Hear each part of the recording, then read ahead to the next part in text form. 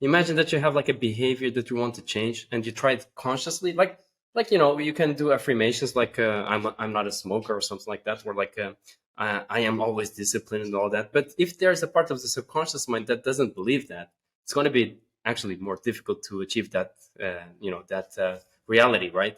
So if you work with the root cause, you can change that really fast and get the result faster.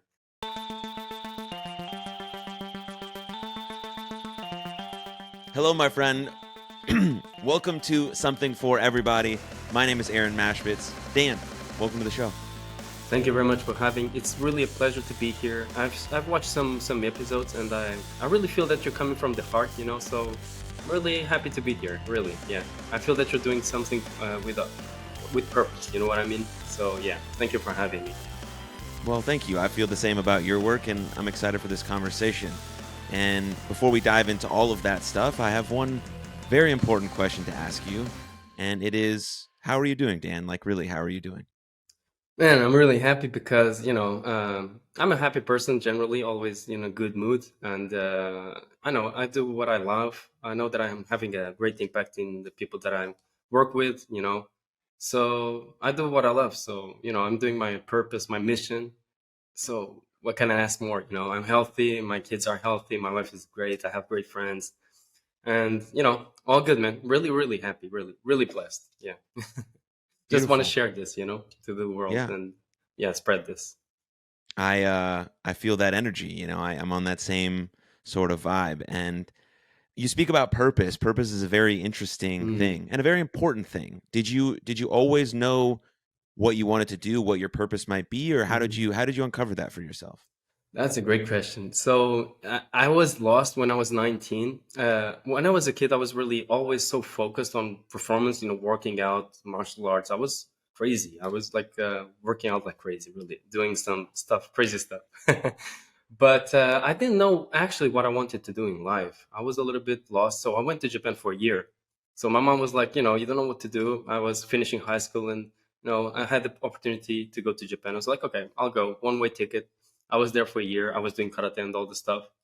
Then when I came back, I knew this acupuncture master since I was a kid. So he was like, okay, why don't you take a course with me? And I was like, okay, let's try that. Because I used to take care of my mom when I was a little guy, a little boy. Because my mom is Japanese, 100%. My father is half Belgian, half Portuguese. So I used to, treat my mom with some acupuncture points and all that. And I was quite good at it. And I was like, okay, let's take the course. And that's how it started. Sometimes maybe, purpose finds us, maybe, I don't know, something like that. So that's how I started to be a therapist. Yeah, I'm a therapist Mm. for almost 20 years now. I still love what I do. I do coaching plus all therapies as well. So yeah, that's what I do. So helping people for me is something that gives me goosebumps actually. Yeah. Yeah.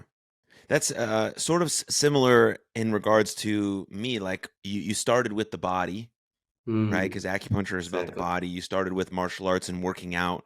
Same for me. I started with the body, and now majority of and then I sort of transition into sort of emotional mental health, and then you have these sort of two sides, which a lot of people think aren't connected. Like I'll train the body, I'll train the mind. They're not connected, and then you have expertise in both areas, and then like now I know that you and I both feel like yes, now we have this expertise in both areas, so we can combine them. They're interconnected, they're bi-directional, and I think that's really where we can help the most Mm. people is teaching them about this full system um, that they could tap into.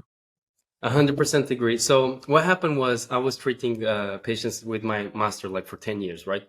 But I remember that he was always saying that 70% of the people coming in, and he used to, he has a big clinic here in Portugal. He used to treat like 50 people a day, something like that. It was Wow. crazy. But he would say to me that 70% of the people that were coming in was psychosomatic disorders, you know so I was a young guy. I was really happy. I didn't know what about anxiety and depression and all that, but I was talking to many people, right? And I felt that people weren't happy, man. For me, that was I don't know, maybe I was blessed to have like a good life and all that. Obviously I have my struggles as well. We can talk about that later on, and that's what brought me to anxiety and panic attacks and all that. That was a really tough part of my life, but we can talk about that as well. But I didn't understand that people weren't happy, weren't aligned with themselves. and that brought disease to them. So I was like, okay, if this is the case, why don't I study like life coaching? So I took like international life coaching certification, neuro-linguistic programming certification. Then I did emotional freedom techniques. That's just like you, man. I was a personal trainer as well, so everything about the mind and the body, I just wanted to study it all, and that's it. Some people, some patients of mine actually got better when I talked to them. Mm. Like sometimes you give them like one insight or two, and the body heals. And actually, acupuncture also talks about emotional. Organs are related to some emotions, like the kidney is fear, related to fear. Like the liver is related to anger, lungs related to sadness. So when emotions it can get trapped, and it disrupts the energy flow. So yeah, emotional is a big part, and this really sometimes as a man, I was growing up like, you got to be strong and you got to be the man, all that. And we tend to not take care of our emotions, and that takes a toll. Yeah. Yeah. So emotional is really important for sure. Yeah. Yeah, it can take a toll. It can take a toll, right? You bottle those things up for such a long time Yeah. and you have Hmm. no way to, they're not getting put out any into the world. So they're just causing more things to happen in your body, which go unnoticed.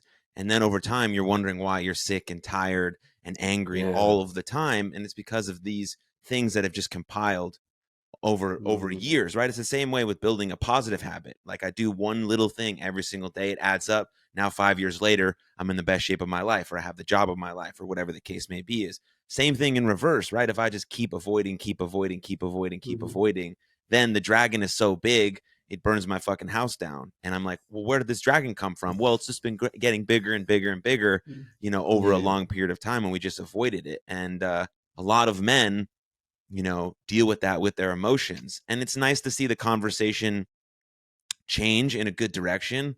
But I think it's about having this sort of harmony with like being strong and being tough, because there are points in your life where you have to do that. I'm sure Yep. you're a father, Of right? course. If Yeah. someone is attacking your kids, you're not going to just be Hmm. like, oh no, it's fine, right? You're going to have this animalistic instinct and you're going to do everything you fucking can to Of protect your course, man. children. Yeah. For sure, But man.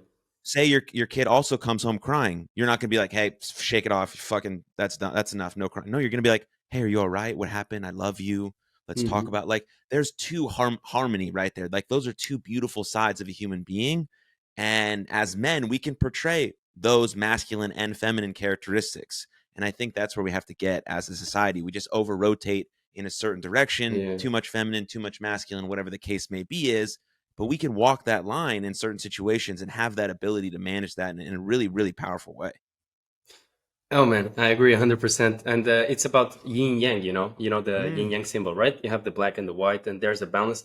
But it's interesting that on the black, you have also a little bit of white, right? You have mm. like, right? And then on the other side, the yang side, you have a little bit of yin inside as well.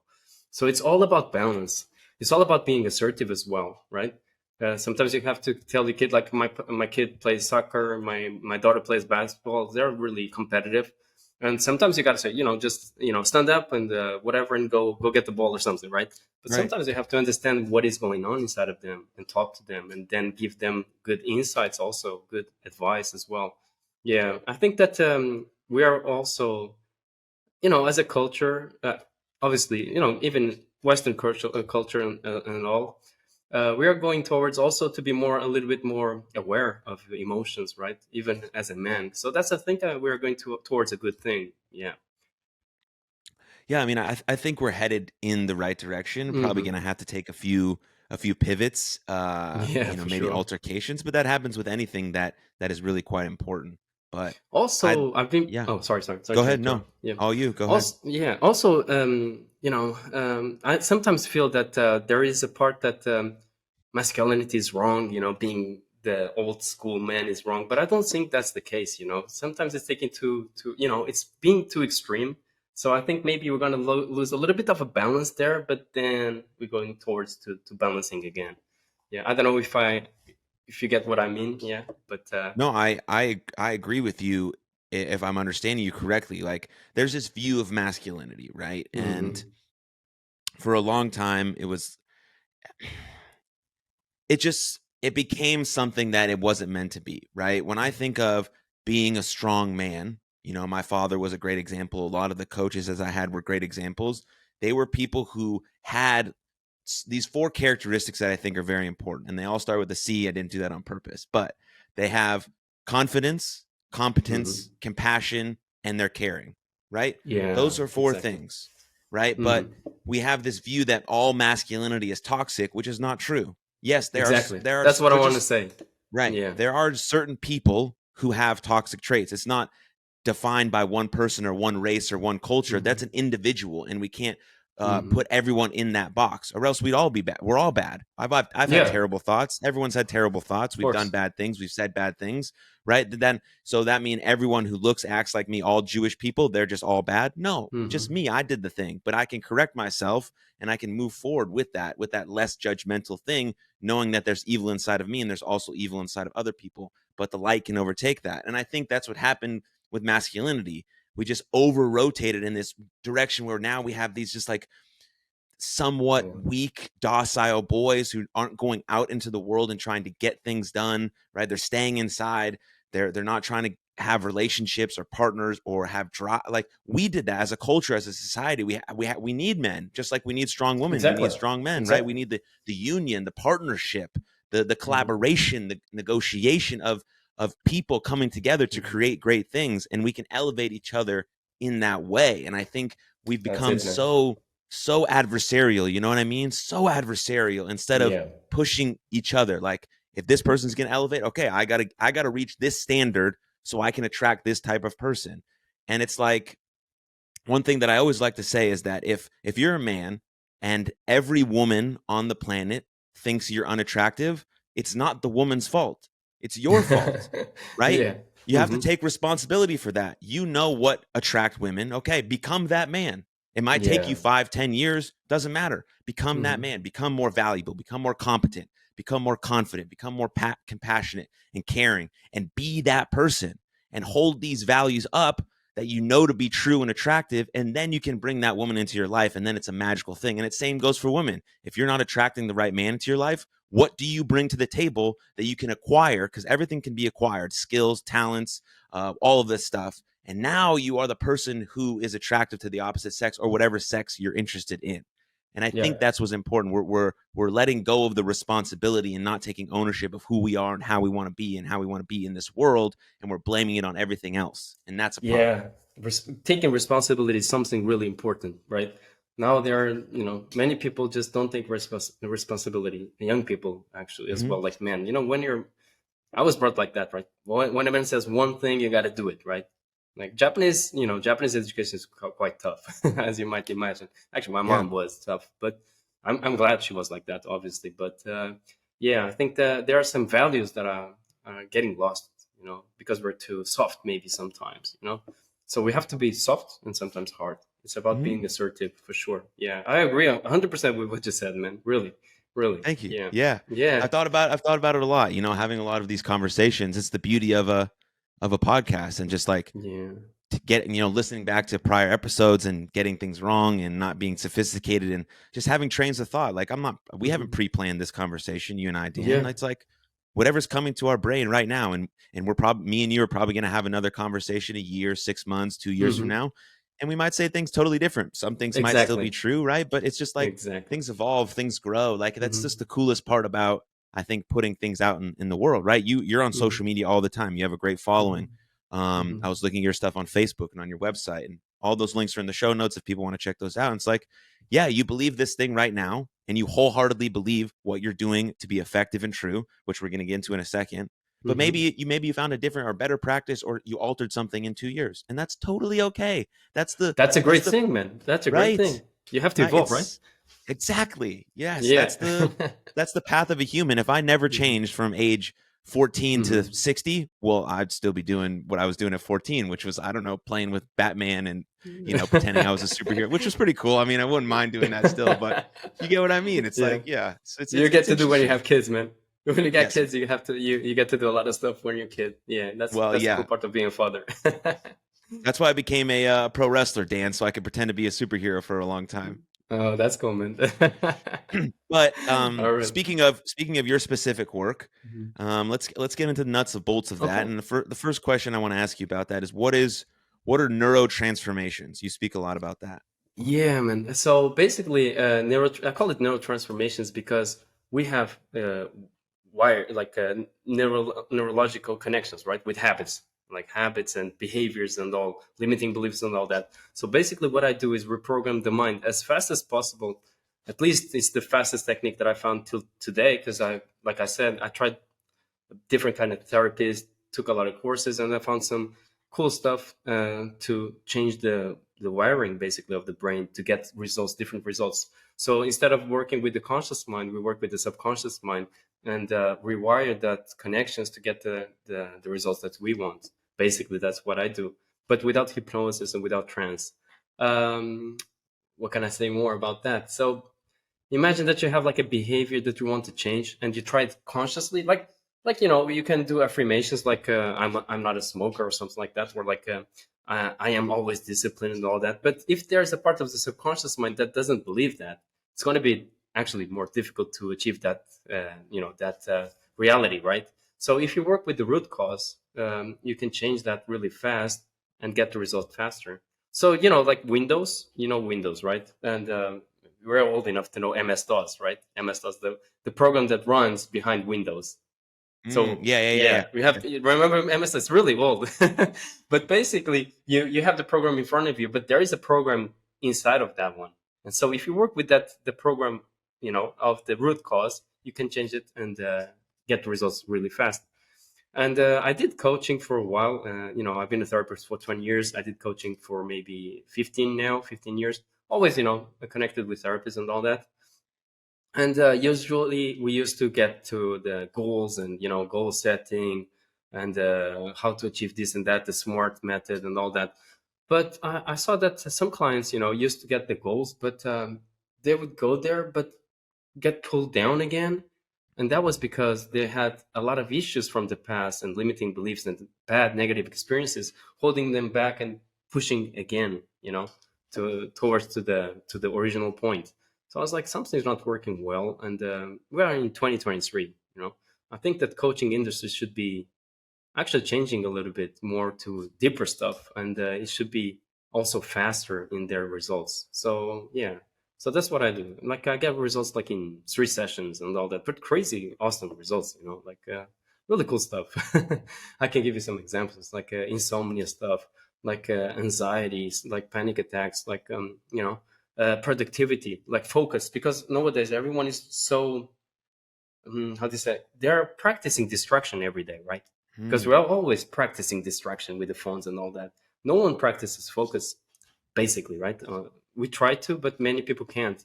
But there is a part of the mind, the subconscious mind, that likes to be distracted, or maybe there is like an auto sabotage, parts of the subconscious mind as well. So we have to work with those parts as well to align to the specific goal that we want. In this case, like being able to focus. Yeah, Hmm. so that's what I do. Yeah. So differently from hypnosis, it's like hypnosis, like you work with the subconscious mind as a whole. Here we work like with specific parts of the subconscious mind. So it's like having a boat, and the captain, the rational part, you know, is the conscious part. The rational part is the captain. The captain knows where he wants to go. Like okay, I want to have success. But there are many crew members. One of them might be freeze. Like, man, I'm afraid to go there. I don't know what success is, so I'm not going to row towards that part. And there are parts of the subconscious mind might have like a negative experience. Another crew member saying that, man, I got to row that way because, that happened and I don't want to get into trouble again. And there are crew members, rowing at the same, to the right direction. But what I do, I don't work with the whole crew members. I work with specific crew members and change those, so that they can Hmm. row all together to the island they want to go, to the goal. Yeah. So in your initial assessments with Mhm. someone, your main goal is to get them or for you to uncover the root cause of what might be happening in their life. Yeah, usually in the initial consultation, which is free, because I just work with the people that I know that I can work with, that I can get results. So I have to do this initial consultation. So we talk about where they at, the point A, the point B, where they want to go, and we talk the conscious obstacles. People know, okay, I should be doing this, but I'm not doing that and all that. So we talk about obstacles as well. Many of them could be at the subconscious level. Sometimes like the onion, you have many layers. So you have to peel that off and try to understand the core issue. But if and then I do some neuro testing, so I have to understand how if it was how your mind works. If I can communicate with the subconscious mind, if I can get answers from the subconscious mind, because we actually make your body move with. I don't know if you heard about muscle testing, kinesiology, and all that. Yeah, and A little also bit. we do. Yeah, so we do ideomotor response. So basically, we can make your body answer yes or no subconsciously. So like when you're listening to music, you're tapping your fingers or you're moving your head. You're not doing it consciously, right? You're just doing subconsciously.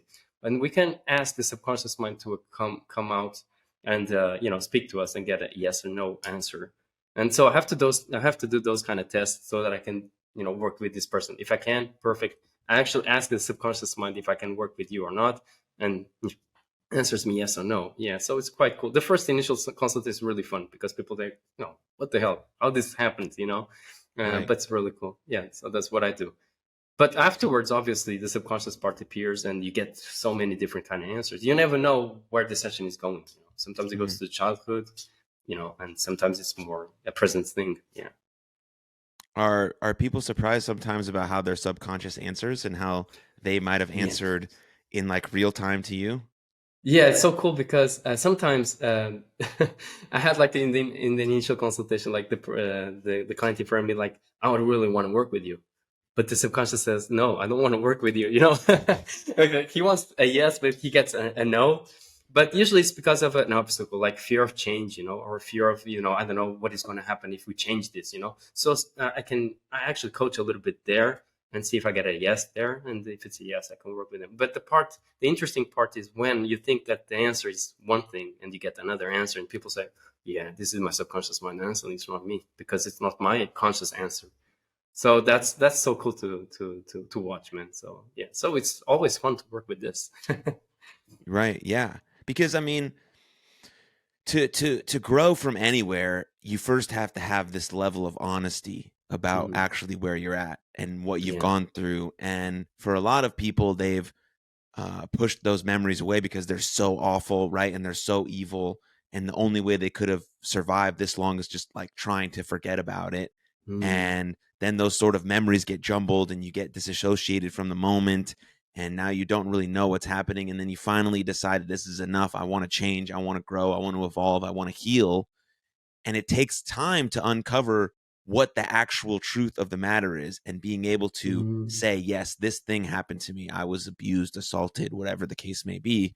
But your subconscious always remembers, always. Yeah, And that's if we it. can, what you're doing is bringing that to the forefront so we can actually start with a place of honesty. Because if your clients, aren't honest with you, then how are you supposed to figure out what they actually need or want? You're going off of a guess or a whim, and that's not what um, you know, that's not what Yeah. gets the actual results that you've been getting. And so that's a very important piece, I think.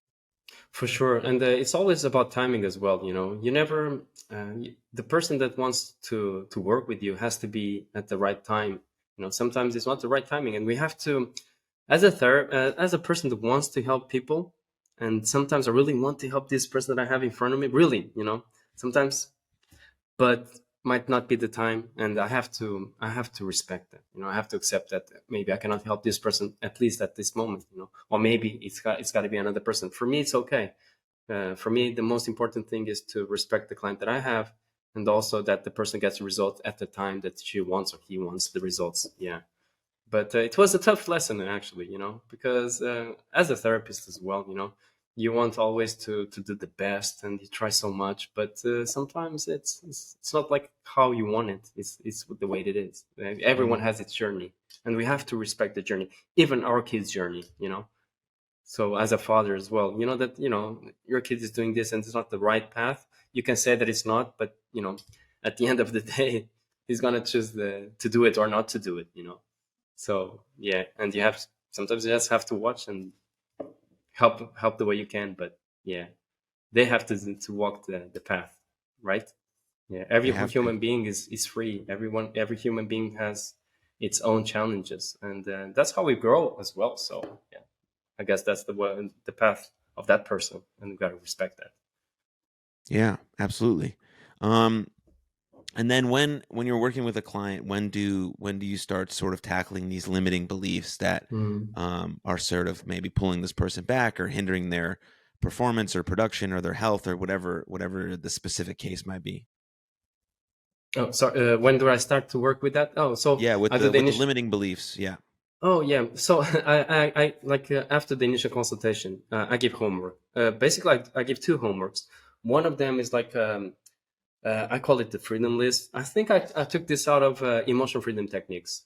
So I asked the client to write all the negative stuff, no, negative experience that they had since they were born till the present day, right? So it doesn't have to be a big text. It could be like, I don't know, like a January 2020, whatever, 2010.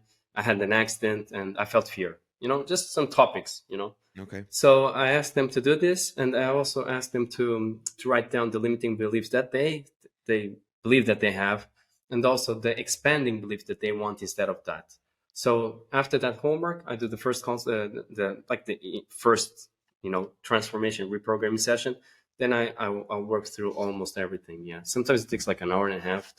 Took me 2 hours as well. But from that day, they're going to experience really different outcomes in their life. So like I said, it's really, really fast. Yeah, it's really fast.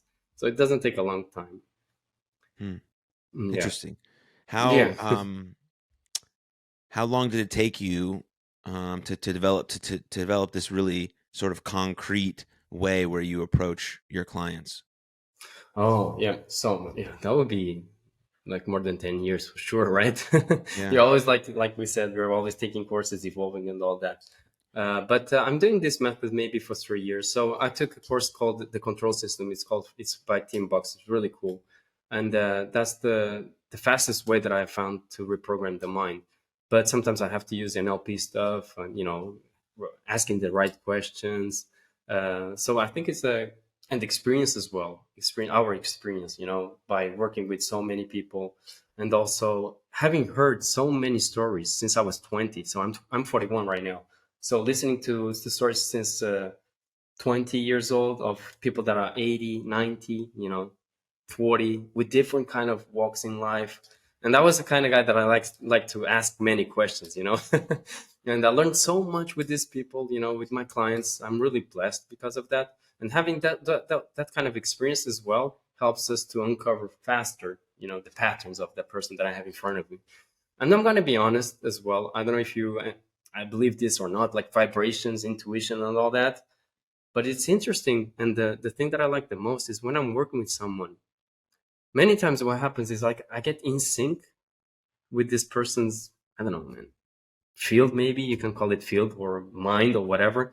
But sometimes I get the answers before the client. So it's really crazy. And Hmm. I can ask like, what do you think this is?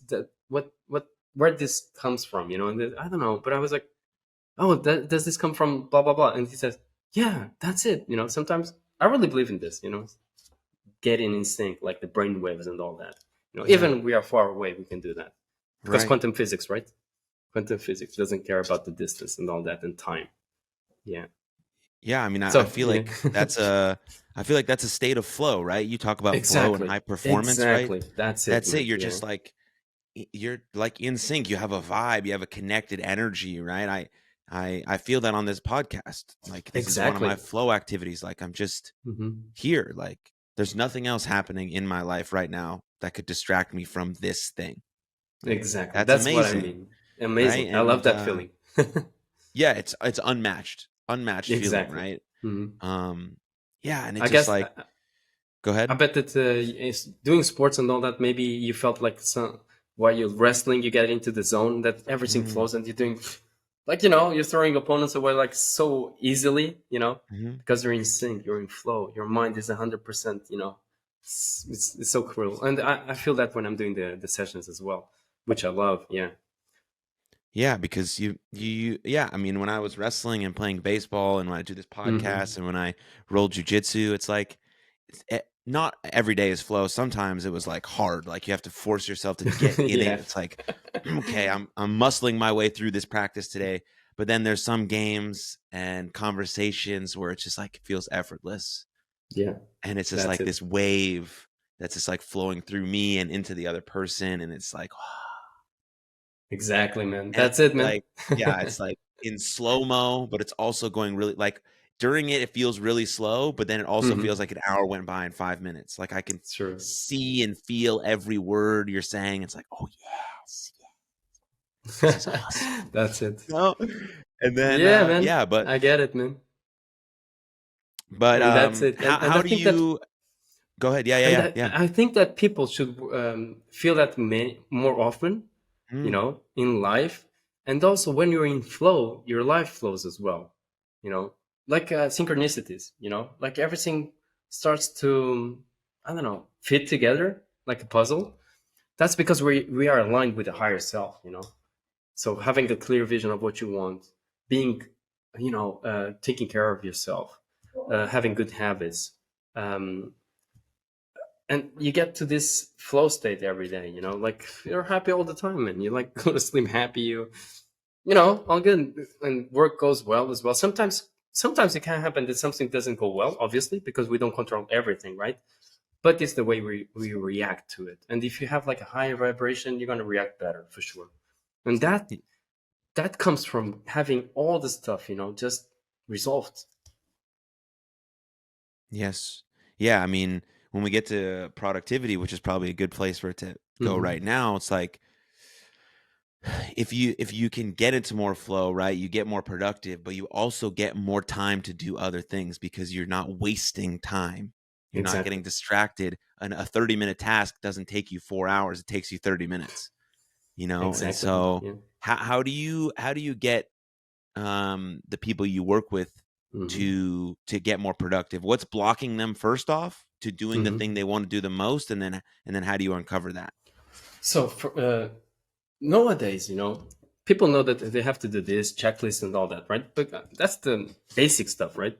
And sometimes people don't do it. The problem is that why they are not doing it, So you have to uncover that. Maybe they just, are afraid of being successful. Maybe they're afraid of, being too productive and being asked to do more work, like in a company. You never know, right? So you have to uncover what's going on there. So every case is different. And when you find out what it is, using the subconscious mind as well, and you can change that, reprogram that. And most of the time, focus is something that people are struggling with nowadays. People cannot focus. They say that we have a less focus time than a goldfish. So yeah, never heard about that. Mm-mm. No, yeah, yeah. There's like a study that says that human beings are having like they cannot focus for a few like 8 seconds or something like that. So the mind is going everywhere, because like I said, we are practicing distraction every day. So if you practice something, you're gonna get good at it for sure, right? So we are getting Yeah. really, really good at being distracted. Yeah, Wow. and being distracted basically is being out of control of our lives, of what I want, what we want. And also that goes to another talk, maybe, of the society, how it's going and all that, because people don't think it's easy to control, right? So that's another topic. Yeah, I mean, distractions are huge, right? We have a Yeah. society that is all distractions. It's all we've built our culture to be is distractions. So the person who can combat that and have more self-control and more willpower is Hmm. ultimately going to be more successful, whatever your definition of that is, than everyone else, just by Of simply course. being able to pay attention to the right thing for the right amount of time. That's it. Hmm. That's the competitive advantage. That's the life It's hack. it's not difficult, it's not something. No, it's not something complex. It's simple, but it can be difficult to achieve. Yeah, Yes, it especially definitely nowadays. yes. Yes, it definitely can be difficult. We have everything from, Hmm. easily access to porn, to social media, to all of these things that can distract you over and over and over and Yeah. over and over and over and over again. And then like all your friends are talking about it, so you want to be involved with the new thing and the new movie and the new show Mhm. because everyone's talking about it and you might not, and then so you have to watch it and then it's like, Exactly. but And that goes to neurotransmitters, like dopamine, serotonin, oxytocin. All that is going to fire differently because of social media as well. So I really believe and about the dopamine epidemic. So if you talk about with teenagers, all that, they're struggling with anxiety, depression, because they are getting dopamine highs easily, without effort. If you got a dopamine high because of you doing sports or you're working really good and really hard and you get results and you feel like, whoa, yeah, I did it, So that's a good dopamine spike, right? But if you're going to get dopamine spike easily by just scrolling a phone, that's not healthy, So I really think the next epidemic, or I'm going to say it right now, is the dopamine epidemic for sure. So Yeah, I that's mean, something that we have to be aware of. Yeah. yes, it falls in line with everything else, right? Like Hmm. we as a society refuse to be bored. Yeah, exactly. Me and you were bored when you were a kid, right? I remember Yes. being bored, man. No, in a room, nothing to do, like summer vacations. My friends are not there. I was really bored. But that's important. Boredom is important. But now I talk to my kids, and why do you always in the telephone and all that? So now I'm bored, But boredom is important. Boredom is important. It's time for you to go inside. You have to have the time to go inside yourself, because 10 years goes by really fast, and if you don't go inside and think about it, you go to a place that you never planned, and you look back and you say, "What the hell were I doing? Like 10 years? I that was not my plan, But you're distracted for 10 years. You didn't stop and watch where you're going, Hmm. and that's I think that's a really important thing to work on. Yeah, stop every day, plan. Think about what you're doing, what you want to do, what impact that you want to have in this life. Because life, we are not immortals. I have clients and the patients with 88 years old. I was there today actually, and we were talking about that. We think we are immortals, but we are mortals. And we forgot about that. And the samurai way, the bushido way, you have to be mindful of, you might die today, and you have to do the things that you want to do, the right things, every day. So, like I said, I prefer to work. I don't like to work like 16, 10 hours a day. I work like 4 or 5 or 6 or whatever. I work really tough, like I'm focused, but I work out like every day. I stay with family every day. If I die tomorrow, I've done the things that I wanted to do today, right now. I'm not waiting for vacations. I'm going to live life today. Yeah. Because you Yeah. never know. No, it's very important. It's very important to contemplate that our lives are finite, and that Exactly. death is coming, and it's coming for all of us, no matter what. Everyone you love, everyone you've ever seen, a stranger, the person you see on TV, Yeah. everyone will die. And that, Hmm. you have to be able to contemplate that, because just that initial thought can make you feel very morbid about life. And then you could take this sort of nihilistic approach that, okay, then what the fuck's the point? I'm just going to sit on my couch and scroll Yeah. social media all day. Hmm. But if you actually contemplate it, like in your most deepest profound way, by maybe listening to podcasts or watching things on Hmm. YouTube where you hear scholars and philosophers talk about it, then you can think, okay, yes, my life might be finite, but I can still transcend. I can still Hmm. transcend, and I can still live a very powerful, meaningful existence while I'm here. And that's the most important thing. And then when I'm gone, I'm gone.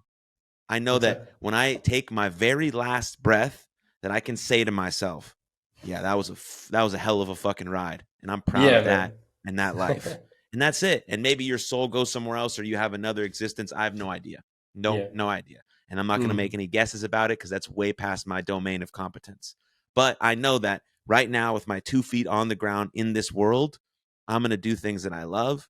I'm going to tell people that I love them when I see them, because I don't know when the last time will be the last True, time. man. And I'm going to learn as much as I can, and I'm going to be curious, and I'm going to try my best, and I'm going to fall down so many times, and I'm going to make so many mistakes. But I know that I tried. And that's all Yeah. that I care about. Like, yes, when someone says anything at my funeral, if all they said was, Aaron was a fucking person who tried really hard, I love that. Thank you. Done. That's all you Exactly. need to say. That's cool for me, Nice, man. Yeah. you know? Hmm. And I so, agree, man. I agree. We just can do our best, right? And it comes down to purpose again. some people might have different kind of purpose. I found mine, early. And actually, I think purpose can change as well, with time. Maybe 10 years, 20 years now, my purpose is going to change, maybe it's going to scale and I want to, I don't know, save the world or save like I don't know, 10,000, 2,000 children. You never know, right? But I'm actually doing what I can with what I have. So if you're going to do the thing that you can, and you're doing it straight from the heart, I think that's enough, right? Yeah, that's the Yes. way to go. Yeah. Well, Dan, you are saving the world because you're helping one person at a time, and that's no small feat, right? Yeah, It's not a small thing. yeah, yeah. It's not. I It would never like is. to. I would love to be able to help even more people for sure. But yeah, I'm doing it, and maybe someday I'll help even more. But I know that if I die today, I say this a lot of times. Like if I die today, I'll be happy because I know that I have helped so many people. I know that I've grown as a human being as well. So yeah, it's obviously I would be sad because I want to do much much more, and I want to live with my kids and all that, and have different kind of experience in life. But I would, I did what I could, so it's all good. Yeah. It was a good ride as well. And I have this experience because of one accident that I had, like a car accident, a really big one. Mm. So I was driving this Vasco da Gama bridge. It's the longest bridge in Europe. So I'm driving like after midnight, and I was coming from a meeting, business meeting. I was really hyped. Oh, life is going. I'm always hyped. Life is going really cool, awesome. My God. But like in a second, I was like thinking, but everything can change in a second. And when I thought that, the bonnet of the car that was ahead of me just flew and was going almost inside my windshield. It was Oh. like yeah, it was crazy. Then I turned the wheel. I got out of control, spinned, and had the accident. I was okay though, yeah. But that was something that made me feel that I was not in control. Like I used to feel like when I was 20 to 30, I was like I'm like the master of the universe. I can do it everything. I was doing my work. I was having fun. I was like a powerlifting champion as well because I competed. I was a vice national champion. So I was like really confident. Really, really confident. I was always confident since I was a kid, I guess. And my mom used to say, my mom is really, for me, it's inspiration. She knows me, and she used to tell me all the time, "Your confidence is your weakness." I was like, man, how my confidence can be a weakness, right? My confidence is my strength. But then I understood, I had this car crash. Then I had my baby boy had a seizure. So I thought he was going to die. I have to be, as cool as possible while everyone was going crazy, like my wife, my daughter, thinking that my son would die. And I was like, my God, I'm a therapist and all of that, but I cannot save my kid if something happens. So once again, I felt out of control. So I was like, my confidence was dropped. So I started to have anxiety and panic attacks, actually. Mm. And there's a guy that, has muscles, martial arts. No one thinks about, you're going to have anxiety attack. Like my friends were like, no way, man. You're always, so strong and all that. So it was really tough. That journey, it was a long years, fighting that. And I could not stop working because I have to provide for my family. And I'm self-employed for 20 years. So if you stop working, you don't get money. I was at that kind of time, making money and spending the amount of money that I was making it. So another lesson, right? So it was kind of tough. So I was almost, I never talked about this actually, but now I'm okay to talk about it. So I used to drive, really sick, almost not being able to drive my kids to school, go picking up.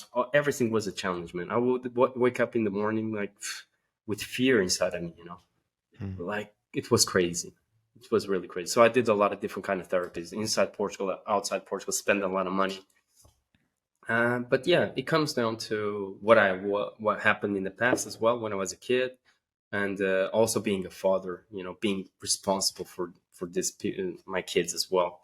So yeah, but that's what got me into understanding what is anxiety, what is mental health, right? Because till I was 32, 31, I didn't know what was anxiety. For me, it was all good. I was always on the red line, but for me, I thought I was Superman. So yeah. But now I'm a better human being because of that. Now I understand my clients. Now I can explain all the symptoms. They come to me. I say, okay, this is that. You feel this lightheadedness because of CO2, O2, whatever. I can explain everything, and I can serve better. Yeah, And that got me to neurotransformation as well, because I was taking course to help myself as well, so now I can help others. So yeah, I think it was part of the journey that I had to go. Yeah. Yeah, but it was really tough. As a man, I think it's a little bit difficult for us to admit that we are having anxiety. You're not dying, but you're afraid of what? You go fighting, you go, do everything, and just you have anxiety attacks. What's that, man? So I was kind of judging myself, basically. Accepting that was really tough for me. Yeah, but then I learned that commandos and rangers and all that have anxiety attacks, and they say that sometimes it's worse than going into a battlefield. I was like, okay, yeah, that's what I feel actually. And if guys like SEAL and all that, feel that sometimes, okay, yeah, I'm a human being as well. So yeah, so that was a lesson for me. Yeah. Well, thank you Yeah, for sharing that. man. It's a very Thank you, man. powerful journey and powerful story, right? It only developed you into the great father and husband and coach you are today, right? That's true, man. Yeah. So, for like 10 years, I didn't understand the positive aspect of it. And usually you read, right? Like everything has something positive about it. And I was like, I don't know what's positive about this, man. I'm feeling that dying every day, it was really tough, and, but yeah, now I can see the positive, which I'm blessed. Yeah. I'm really blessed. Yeah. Yeah, And those grateful.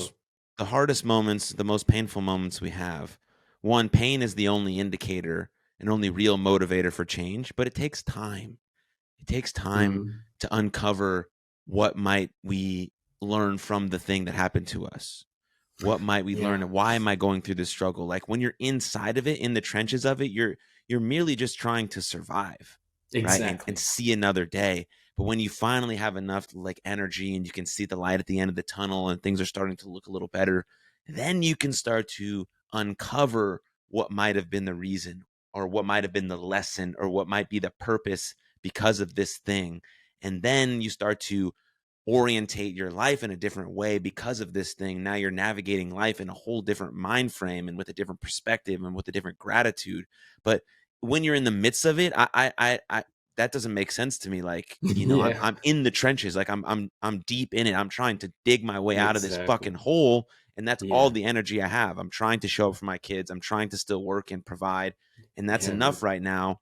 And then as things start to unfold and I get a little bit, all of these things happen, then yes, now 10 years down the road, 15 years down the road, I'm like, this thing happened. Now I'm this because of it. And now I can overcome these obstacles so much easier. I can relate to people better. I have less judgment around those situations. Like Hmm. there's beauty in that, but it takes time, and Yeah, it's effort and a little tough. patience, but definitely time. And not giving up is important, man. So if 100%. someone is struggling with the mental stuff, it's just don't quit. Just don't give up. Try to find answers. And you'll get there. You'll get there. You have to trust that is possible. Yeah. And Yes. especially for men, just reach out to your best friend. Just be open about it. And nowadays it's easier because they talk about more about this, right? Mental health. Hmm. But maybe 10 years ago, 20 years ago, it wasn't that easy. People Right. wouldn't understand, actually. People wouldn't understand. What is that? I never felt that. Is it that bad? Just, shake it off. I was like, man, if I could shake this off, I wouldn't be suffering, man. you know? Yeah. Right. So reach out. Yeah, reach out for sure. Yeah. Yeah. That's a It's good trying tip. to just deploy a little bit of vulnerability, and Hmm. there might be some hesitation around vulnerability, but if you look at it as vulnerability is just being courageous and truthful, Hmm. I think that's very powerful. Every hero you've ever looked up to is courageous and truthful. Yeah, Every man. hero. And if we can be that a little bit with our emotions, with how we're feeling, with how we need help, even with our accomplishments, be vulnerable about your accomplishments. Like tell people that you did something great, but also tell people when you need a little help. That's courageous. That's Yeah. truthful, and that's the mark of vulnerability. And it's And we not got to for stay everyone, humble. right? We Right? got to Yeah, stay humble as exactly. well. Yeah, Yeah. for sure. Yeah. And we Um, have to be the hero of our journey. We mm, can't choose to be a victim or hero. I never wanted to be a victim. Never, There is not even a second I was a victim there. But sometimes we could go to the victim mindset, but we got to get out of there. Got to be the hero. The hero always struggles with something. always. And for me, It was my mind, because I thought that my mind was the strongest, and actually, it was a great opponent. It was Mm. the best opponent for me. It was my own mind, man, my own confidence, my own stuff. Because I thought it was my strength, and it is my strength. But it was a great opponent, the best Yeah. one. How did the martial arts play a part in all of that? I mean, you've been doing Oh martial arts man, for 20 years now, right? So, 25 maybe. I don't know. It's been, man. So for me, I am who I am because of Bushido and martial arts. I'm not a big master of karate, and not. It's just about the philosophy, right? And for me, since I was a kid, I used to be, hanging with people that smoke joints and all that. I have like famous rapper friends and all that. I never smoked even once. Even cigarettes, nothing. I don't drink. Sometimes I drink just a little bit, but don't get drunk, because my journey of martial arts started when I was a kid. I was like 12 or 13. So I went to Portuguese school in the weekdays. Then on Saturdays, I would have a Japanese school for people that have Japanese nationality. And there was a teacher, a Japanese language teacher, that knew karate. He was really strong and, small guy, like Mr. Miyagi. mm, So I basically, and my name is Dan Daniel, and my second name is Daniel actually. So I was like, Sensei, can you teach me karate? And he said, yes, you can, because I know you for 10 years now. I know that you're a good kid and you're not going to use this in the wrong way. So kind of movie style, right? So I was practicing like every Saturday. Then every day I would practice alone. I did this for so many years. And he taught me so much. And he's not here with us anymore. But yeah, he was like almost a father to me, almost, yeah. Because my mom and father are separated and all that. So I didn't have like much of a masculine, man figure. So I don't know how I got so manly, but I think that's because maybe I had this kind of imagination that man has to be like this. So yeah, he was a great father figure as well, and he taught me this, about you don't know when you're gonna die. You have to always respect your mother, because when you're gonna fight, you don't know if you're gonna die in that fight or not, and you have having second thoughts about you should have done this and that. You're not gonna be focused on the fight 100%. You know. mm. So I used to live like, okay, I gotta be mindful of treating people right. You know. So I took it all really serious. Obviously, I'm not gonna fight in the street fight, but you never know, right? But the mindset was that, since I was a kid, don't get drunk, because if someone wants to hurt you, they're gonna find out that you're gonna be drunk or you have this habit, and this is a weakness. So you can't have a weakness. So martial arts for me played a big role in my life for sure. So yeah, I'm disciplined because of martial arts as well, Mm. and gave me the mindset of never giving up, man. Because when I did the black belt exam in Japan, like when I was 17, I went to Japan. My uncle, he's a 7th degree black belt. He's really strong, and the exam was like 20 minutes fighting, and if you quit or if you get knocked out without no protection and all that, you would lose, basically you wouldn't get the black belt. So yeah, almost puking, almost, I don't know, man, it was really tough. But that made me, the guy that doesn't give up, you know. So yeah, that's why I never give up. Yeah. And we Such shouldn't give up because of us and because of the people that are around us as well. mm, such a valuable lesson. I mean, I have so much love and respect for martial arts, for sports, right? For just what it teaches people, for what it can, specifically as a man, what it taught me as a young boy, right? Commitment, discipline, Hmm. responsibility, teamwork. Just like when you put in work over and over and over a long period of time, things will pay off for you. Like Yeah. just understanding that it's patience, it's persistence, how to get along with different people with different personalities in the same cohesive unit. It's different in martial arts; it's more of an individual sport, but in Yeah, team but I sports, it's understand that what you're way. saying. Yeah. But with Hmm. martial arts, it's like you can do hard things. Like that's what it teaches you. I know you take cold showers, Dan. It's the same thing, right? It, Yeah, it teaches you resilience. Just like you exactly. can do the thing that's hard. And then when ultimately something happens in your life, like a loved one gets diagnosed with cancer, you can Yeah. be resilient through that. Maybe you can't cure them, but you can show strength and Mhm. and resilience with that person, and they might believe it through you, because there's a belief that happens when people get sick, and these things Yeah. correlate. They're not just like, oh, I just do martial arts because, whatever. It might be fun. I think it's very fun, and there's a fun aspect to it, and joy Sometimes aspect it to is, it. right? Yeah, not when I'm getting my arm broken or I'm getting choked out, but Exactly. yeah. Mhm. um But but yeah. if you love people, if you have loved ones, I think we have the responsibility of being the best we can be. Mhm. Yeah, the best we can be in everything. Physically, mentally. Because if you love someone, we want to support them, right? Right. We want to be there for them, and you have to be capable of being the guy that supports the loved ones. Yeah. Yeah, be becoming, the best version of you in greatest service to the world. I think that's a big Exactly. thing, Exactly, man. That's what we're here for. Make this Yeah. world a better place, starting with us. And Yeah. one thing that I really believe, man, I don't know, I'm maybe naive a little bit. I'm usually naive, but I really believe that humans, everyone actually has a big, light inside of them. But sometimes it gets covered with all the negative stuff that happens to us, and they cannot shine as bright as they should be shining. So sometimes I feel that my example, my missions, my purpose is to help them uncover their real light inside of them. Because I really Mhm. believe that people are really, I don't know if it's true. I think people should be, pure, and maybe inside they are. But there's so many stuff that happens how you grow up. Sometimes, you don't choose, and sometimes you're not lucky where you were born, right? And yeah, I think it's so important to heal the world also like that, and to make them just let go of the stuff that is covering this brightness. Mhm.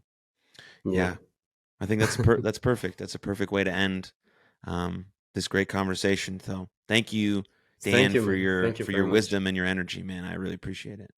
Thank you very much. It was such a pleasure to meet you as well. And yeah, really, it's interesting how the vibration attracts you know vibration, the same vibration as well. So thank you Mhm. very much. It was such a pleasure. Thank you very much. Thank you, Oh, man. Until hope next to time. talk to you soon, man. Bye bye. What's up, everybody? Thank you for tuning into that episode. And if you enjoyed it, click here for another full-length episode of the podcast. And please don't forget to subscribe. But above all else, most importantly, please take good care of yourselves and others. And I'll see you next time. Lots of love. Cheers.